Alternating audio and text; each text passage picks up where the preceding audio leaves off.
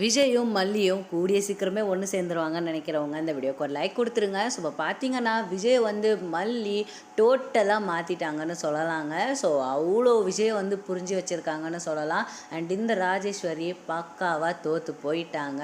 So அவங்களோட சோலி முடிய போகுதுங்க. ஸோ அவங்க சோலி முடிஞ்சதுக்கப்புறமா விஜய் சில விஷயங்கள் பண்ணுறாரு. ஸோ அதெல்லாம் என்னென்னு தான் அப்கமிங் எபிசோட்ஸில் ரொம்ப இன்ட்ரெஸ்டிங்காகவே காட்டியிருக்காங்க. ஸோ வாங்க அப்கமிங் எபிசோட்ஸில் என்ன நடக்குதுன்னு பார்க்கலாம்.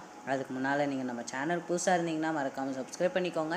அப்படியே பக்கத்தில் உள்ள பெல் பட்டனையும் அமுக்கிட்டுக்கோங்க. பிடிச்சிருந்தார் லைக் கொடுங்க. வாங்க இப்போ வீடியோக்குள்ளே போகலாம். ஸோ இப்போ பார்த்தீங்கன்னா இந்த விஜய் இருக்கார் பார்த்தீங்களா.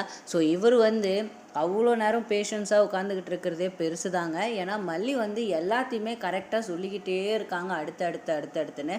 அண்ட் கடைசியாக கேட்ட ஒரு விஷயந்தாங்க வேறு லெவலான கொஷன்னே சொல்லலாம். அண்ட் அந்த கொஷனுக்கு இந்த ராஜேஸ்வரி வந்து கேவலமான ஒரு ஆன்சர் கொடுத்தாங்க. அது என்னவே விஜய்க்கு ஹார்ட் டச்சிங்காக இருந்தாலும் அது உண்மை கிடையாது பார்த்தீங்களா.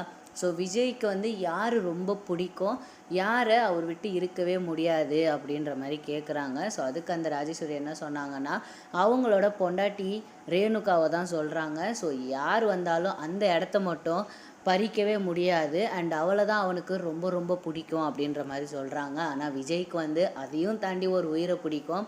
அது யாருன்னா அந்த ரேணுகாவுக்கு பிறந்த வெண்பான்னு சொல்லலாங்க. அண்ட் அதை தான் நம்ம மல்லி கரெக்டாக சொல்கிறாங்க. நான் அடித்து சொல்கிறேன், விஜய் சாருக்கு வெண்பா தான் எல்லாமே. விஜய் சாருக்கு வெண்பாவை தாண்டி வேறு ஒன்றுமே கிடையாது.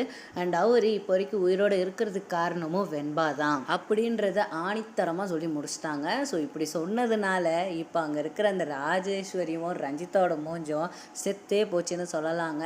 அண்ட் விஜய் வந்து என்னை பற்றி ரொம்ப நல்லா புரிஞ்சு வச்சுருக்க, எப்படி இதெல்லாம் உன்னால் முடியுது அப்படி இப்படின்னு கேட்குறாரு. அண்ட் ரொம்ப தேங்க்ஸ் மல்லின்ற மாதிரியும் சொல்கிறாங்க. அவரும் ஒரு மாதிரி கண்ணே கலங்கி போய் நிற்கிறாருங்க. அது மட்டும் இல்லாமல் அவர் பார்க்குற பார்வையிலே தெரிஞ்சிடுது. ஸோ என்னென்னா அவங்க வந்து ரொம்ப இப்போது வந்து வேறு மாதிரி மல்லியை திரும்பவும் பார்க்க ஆரம்பிச்சிட்டாரு. எனக்கு தெரிஞ்சு இதுக்கப்புறமா மல்லி மேலே இருக்கிற மதிப்பும் மரியாதையும் இன்னும் ஜாஸ்தியாக போகுதுன்னு நினைக்கிறேன். ஸோ நீங்கள் என்ன நினைக்கிறீங்க அதை மறக்காமல் கமெண்ட்ஸில் சொல்லிவிடுங்க. பழைய விஜய் நம்ம திரும்ப பார்த்தா ரொம்ப ரொம்ப நல்லாயிருக்கும். ஸோ ஓகே ஃப்ரெண்ட்ஸ், இந்த மாதிரி சீரியல் அப்டேட்ஸ் தெரிஞ்சுக்கிறதுக்கு மறக்காமல் நம்ம சேனலை சப்ஸ்கிரைப் பண்ணிக்கோங்க. ஸோ தேங்க்யூ ஃபார் வாட்சிங் ஃப்ரெண்ட்ஸ். உங்களை எல்லாருமே நெக்ஸ்ட் வீடியோவில் பார்க்குறேன். பாய் பாய்.